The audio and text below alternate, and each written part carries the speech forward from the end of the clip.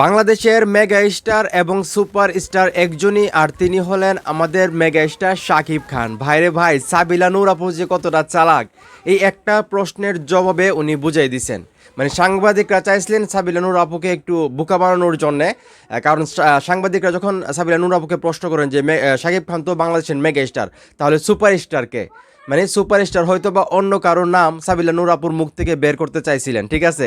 কিন্তু সাবিলা নূর আপু কিন্তু সাংবাদিকদেরকে একদম বাস দিয়ে দিয়েছেন এবং উনি কিন্তু বলছেন যে বাংলাদেশের মেগা স্টার এবং সুপারস্টার একজনই, আর তিনি হলেন মেগা স্টার শাকিব খান।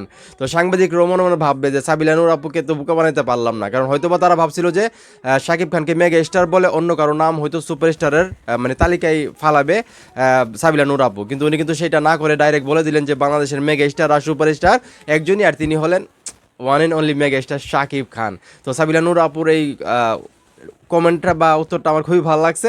তো এখন এই মুহূর্তে যারা সাকিবিয়ান আছো, আমি তো সবসময় বলি যে বাংলাদেশের মেগা স্টার এবং সুপারস্টার একজনই, তিনি হলেন মেগা স্টার শাকিব খান। তো তোমরা কি মনে করো, বাংলাদেশে কি আসলে সুপারস্টার আর কেউ আছে বর্তমানে, মানে শাকিব খান ছাড়া? বা মেগা স্টার তো আমরা জানি কেউ নাই।